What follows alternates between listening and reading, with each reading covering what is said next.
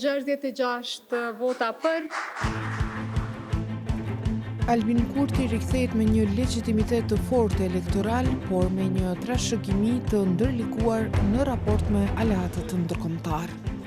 Tensionet mes tyre u acaruan deri në një krizë të hapur besimi dhe e vu në rrezik procese të rëndësishme për Kosovën. Me mandatin e ri, ai sinjalizon një rikalibrim të politikës së jashtme. Në 4 vitet e ardhshme do të forcojmë aleancat dhe normalizim të kontrolluar dhe bilateral me Serbinë. Qeveria do të mbrojë dhe zbatojë kushtetutën dhe ligjet në fuqi. Por si mund ta gjejë Kurti balancën me aleatët dhe çfarë duhet të vendosi prioritet të jashtëm në një botë të ndryshuar gjeopolitikisht?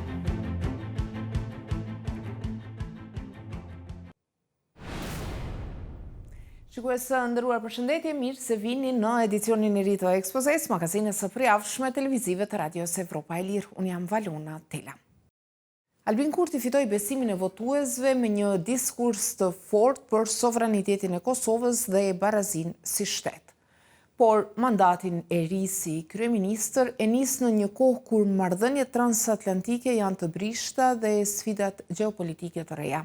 Ata që e vëzhgojnë thonë se është thelbësore për Kurtin që ta rikthejë besimin e aleatëve dhe t'i shmang hapart surprizë. Në të kundërtën, rreziqet janë serioze. Lëvizja vetëvendosje Albin Kurtit fitoi bindshëm zgjedhjet e 28 dhjetorit duke marrë mbi 51% të votave dhe duke thyer rekordin e saj. Pas muajsh bllokade politike, për shkak se zgjedhjet e shkurtit 2025 nuk i dhanë të njëjtin sukses, Kurti u rizgjodh kryeministër më 11 shkurt dhe u zotua se mandati i tij i ri do të fokusohet në rezultate konkrete dhe qeverisje efektive për qytetarët. Mandati të cilin po e kërkojmë është mandat pune, drejtësie dhe dinjiteti për secilin, mandat sigurie dhe begatie për të gjithë. Gjatë prezantimit të kabinetit të ri, Kurti bëri një bilanc të mandatit të kaluar, duke theksuar arritjet në ekonomi, siguri dhe demokraci, dhe paraqiti prioritetet ardhshme në arsim, mirëqenie sociale dhe energji.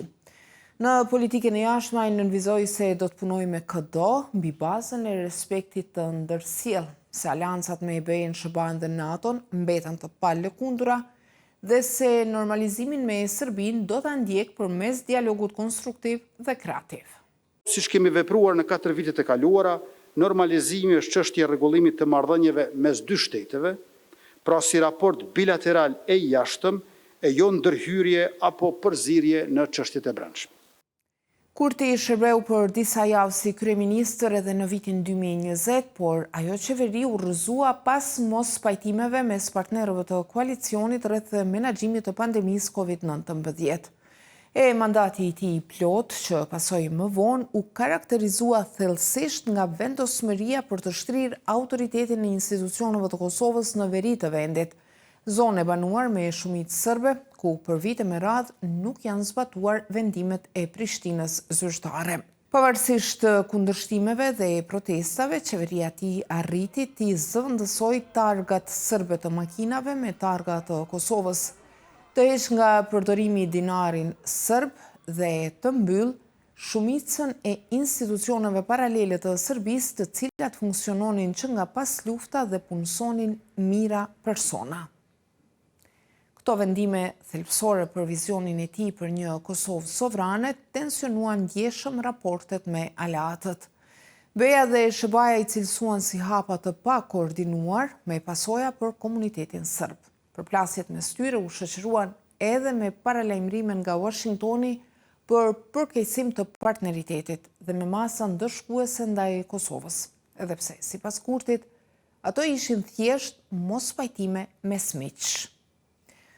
Ambasada e Shteteve të Bashkuara në Kosovë tha se shpreson se do të punojë me qeverinë e re për të avancuar prioritete të përbashkëta, përfshirë paqen rajonale, stabilitetin dhe prosperitetin e ndërsjellë ekonomik. Ndërsa shefja e politikës jashtme të BE-s Kaja Kallas tha se është krijuar një momentum i ri për të çuar përpara marrëdhëniet mes BE-s dhe Kosovës dhe dialogun mes Prishtinës dhe Beogradit. Disa vëzhgues vlerësojnë se dialogu me Serbinë duhet të jetë prioriteti kryesor i agjendës së jashtme të Kurtit, pasi prej tij varet hapja e Kosovës dhe përparimi i saj drejt integrimeve evropiane. Abit Hoxha, ligjërues dhe hulumtues në Universitetin Agder në Norvegji, thotë se sovraniteti nuk nënkupton vetëm aftësinë për të ruajtur kufijt, por edhe aftësinë për të marrë vendime në interesin më të mirë të vendit. Sipas tij, dialogu nuk duhet parë si proces që favorizon Serbinë, por si mjet strategjik për të forcuar pozicionin ndërkombëtar të Kosovës.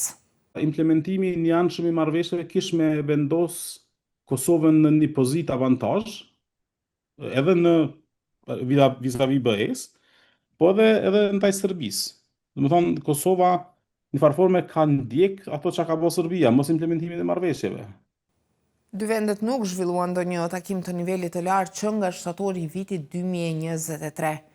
Vazhdimi i dialogut u bllokua pas sulmit në Banjsk, pasi Kurti e lidhi atë me dorëzimin e autorit të dyshuar Milan Radojčić, veprim të cilin Serbia nuk e bëri. Lulzim Peci nga Instituti Kosovar për kërkim dhe zhvillim të politikave thotë se zbatimi i obligimeve të Kosovës në dialog nuk është për Serbinë, por për të fituar besimin e bashkësisë ndërkombëtare. Vetëm kështu, sipas tij, Kosova mund të hapë rrugën drejt antarësimit në Këshillin e Evropës dhe më pas drejt kandidaturës për në BE, çështje për të cilat vendosin vetë vendet e BE-s e jo Beogradi. Ne du ta dim edhe një gjë që me Serbinë përvoja tregon që të mund të arrish marrëveshje edhe të fillosh me zbatimin e tyre, po nuk duhet pritur nga ana e tyre që do t'i zbatojnë të gjitha pikat ashtu si merresh vesh, sepse Serbia e ka stilin e negociues të Rusisë në raport me Kosovën, pra ti mendon që ke arritur një marrëveshje dhe pa prit mos e sheh veten në mes të oqeanit. Peci nënvizon se në këtë kontekst hapat e parë duhet të jenë dërgimi i draftit të statutit të Asociacionit të Komunave me Shumicë Serbe për shqyrtim në gjykatën kushtetuese të Kosovës dhe rregullimi i statusit të kishës ortodokse serbe. Çështje që janë të brendshme, por me ndikim të drejtë për drejtë në marrëdhëniet ndërkombëtare sipas tij. Kosovës i duhet tani që të mos bëj veprime prapa shpinës së aliatëve. Sidomos për sa i përket veriut dhe komunitetit serb në Kosovë, është e para, dhe e dyta është që procesi i rindërtimit të besimit do të merr pak kohë, sepse qëndrimi i perëndimit pas humbjes së besimit që e ka deri më tani në qeverinë e Kosovës do të testohet në muajt në vijim. Raportet transatlantike janë në një pikë të ulët, të tensionuara nga një varg çështjesh, nga pasiguria mbi mbështetjen për Ukrainën dhe situata në Gazë, tek interesat amerikane për Grenlandën. Ndaj Kurt Bassuener nga Këshilli për Politikën e Demokratizimit në Berlin, sugjeron që Kosova t'i menaxhojë me kujdes marrëdhëniet me SBA-n dhe të forcojë pozicionin e saj në Evropë, duke synuar njohjen nga 5 vendet që nuk e ka njohur ende dhe duke u paraqitur si një aset për një BE më të unifikuar dhe të qëndrueshme. They have to look at their longest term interests.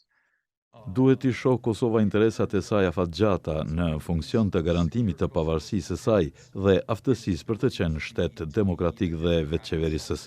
Dhe tani, do të thosha se kjo është më e mundshme përmes Evropës, edhe pse është e dhimbshme ta pranojmë, sesa përmes Shteteve të Bashkuara në menaxhimin aktual. Bassuener shton se Kosova duhet të jetë e hapur ndaj partnerëve të rinj që mund të forcojnë pavarësinë dhe sigurinë e saj, por duke ruajtur gjithmonë përputhshmërinë me aspiratat evropiane. Hoxha në anën tjetër insiston që Kosova të jetë më proaktive me SBA-n, duke iniciuar vetë çështje në interes të saj. Nuk duhet Kosova të refuzoj qëndrimet që vinë për shtëpisë bardhë në interesin e Kosovës, por do të shoh interesin më përtej, siç është e veriut. Kemi pas një seri të të intervenimeve prej Departamentit Shtetit në mandatin e kaluar, të cilat kanë qenë të refuzuar kategorikisht, edhe që kanë dërgu ujnat për qarjen mes këtyre dy vendeve. E derisa politikanët diskutojnë për strategji dhe marrëdhënie ndërkombëtare për prioritete e vendime, qytetarët e zakonshëm e ndjekin jetën me shqetësime krejtjera, nga pensionet dhe sigurimet shëndetësore deri te shërbimet e përditshme që ndikojnë në xhepin e tyre. Ata duan që politika e qeverisë së re Kurti të përkthehet në përmirësime konkrete, por shpresa, për fat të keq, është më e hollë se dëshira.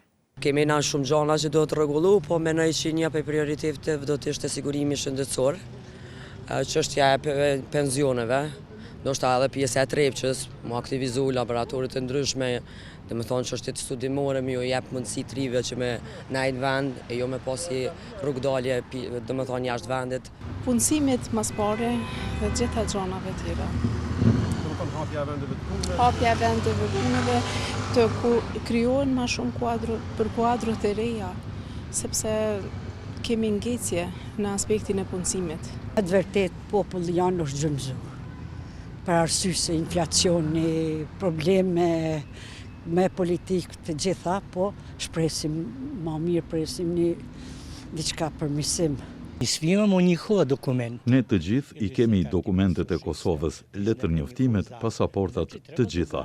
Qeveria du të kujdeset më shumë për popullsinë e moshuar, e cila mezia del deri në fund të muajit. Asgjë, edhe më keq. Në skenarin më optimist, mandati i qeverisë Kurti 3 zgjat deri në vitin 2030. Kur disa vende fqinje mund të jenë antarësuar në OBE, së paku sipas sinjaleve të Brukselit për Shqipërinë dhe Malin e Zi. Kosova mbetet e vetmja në Ballkanin Perëndimor pas status kandidati dhe pse Kurti e përshkruan vendin si më demokratikun në rajon, me pasaportën më të fortë se kurrë. Për ekspertë si Lulzim Peci, kjo nuk mjafton. Ata paralajmërojnë se pa koordinim të ngushtë me partnerët ndërkombëtar, Kosova rrezikon të mbetet e izoluar. Një pasojë e rrezikshme kjo në një skenë ndërkombëtare të paqëndrueshme. Shikues të nderuar, kështu kemi ardhur në fund të këtij edicioni të ekspozes. Për të rejat e fundit, vazhdoni të na përcjellni në faqen tonë në internet në adresën evropaelir.org, si dhe në rrjetet sociale, Facebook, X, Instagram dhe YouTube. Bashkë takohemi të premtën e ardhshme. Mirëmbëjtje.